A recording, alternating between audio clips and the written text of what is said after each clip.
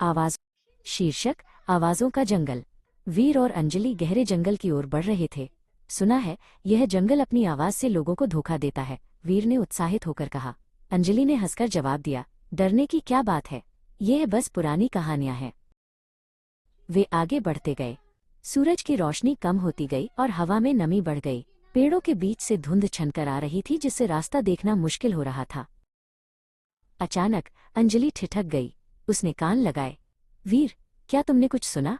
उसने फुसफुसाते हुए पूछा। वीर रुका। सब कुछ शांत था, सिवाय पत्तियों पर ओस टपकने की आवाज के। फिर धुंध के बीच से एक दर्द भरी पुकार आई। मदद करो। ये आवाज साफ थी, और सबसे डरावनी बात यह थी कि ये ठीक वैसी ही थी जैसी अंजलि की अपनी आवाज। ये क्या था? अंजलि कांपने लगी। वीर ने उसे पकड़ा। शांत रहो, ये महज प्रतिध्वनि होगी। यहाँ पहाड़ों में ऐसा होता है। लेकिन वीर की आवाज में भी संदेह था। वे आगे बढ़ने लगे। रास्ता और भी घुमावदार हो गया। तभी उन्हीं के ठीक पीछे से एक चीख सुनाई दी। वीर, मैं फंस गया हूं, बचाओ। इस बार वीर का दिल तेजी से धड़का। यह आवाज उसकी अपनी थी, गहरी और घबराई हुई। नहीं, यह प्रतिध्वनि नहीं है, वीर ने कांपते हुए कहा।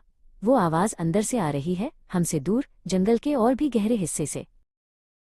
अंजलि ने वीर की आंखों में देखा। दोनों समझ गए, उनकी अपनी आवाजें उन्हें अंदर खींच रही थीं। क्या कोई उनकी नकल कर रहा था, या ये जंगल ही उन्हें बुला रहा था?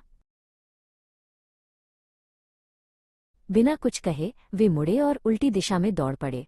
पीछे से अब दोनों आवाजें एक साथ सुनाई देने लगीं। रुको, मत जाओ, जैसे वे उन्हें वापस खींचना चाहती हों।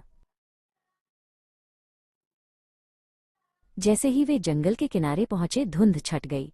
सूरज की रोशनी ने उनकी आंखों को चौंधिया दिया। उन्होंने कभी पीछे मुड़कर नहीं देखा। उस दिन के बाद उन्होंने आवाजों वाले उस जंगल में कभी कदम नहीं रखा।